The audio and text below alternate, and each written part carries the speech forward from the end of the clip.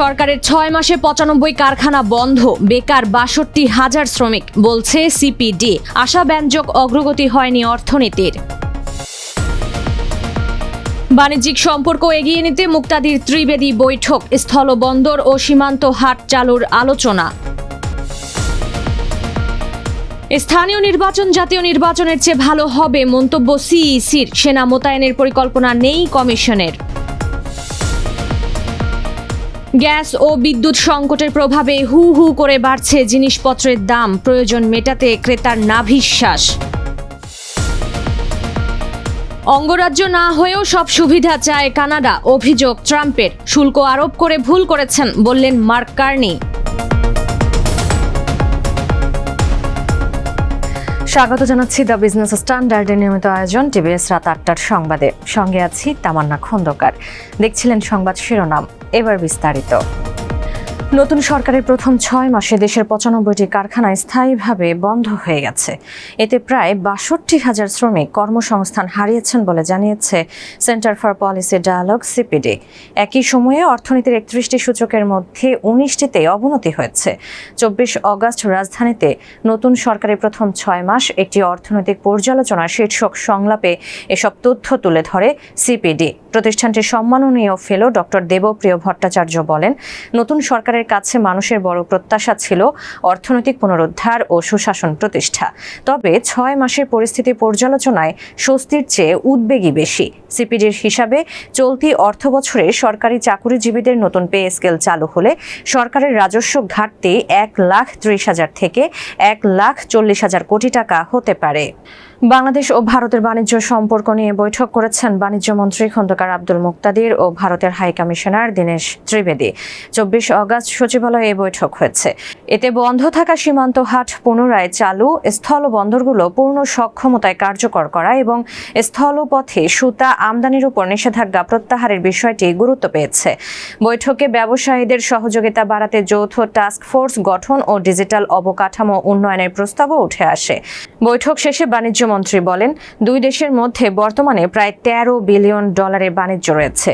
তবে গত 1.5 বছরে কিছু প্রতিবন্ধকতার কারণে বাণিজ্যিক কার্যক্রমে ধীর গতি এসেছে। হাই কমিশনার দীনেশ ত্রিবেদী বলেন, বাংলাদেশ ও ভারত দুটি স্বাধীন ও সার্বভৌম দেশ। কেউ বড় বা ছোট নয়, সবাই সমান। এই সমতার ভিত্তিতে দুই দেশকে কাজ করে যেতে হবে। অর্থনৈতিক সহযোগিতা জোরদার হলে দুই দেশের সম্পর্ক আরও শক্তিশালী হবে। স্থানীয় সরকার নির্বাচন জাতীয় নির্বাচনের চেয়ে আরও ভালোভাবে আয়োজন করা হবে বলে আশাবাদ ব্যক্ত করেছেন প্রধান নির্বাচন কমিশনার AMM নাসির উদ্দিন। তবে এখনই স্থানীয় নির্বাচনের সময়সূচি ঘোষণা করা সম্ভব নয় বলেও জানিয়েছেন তিনি।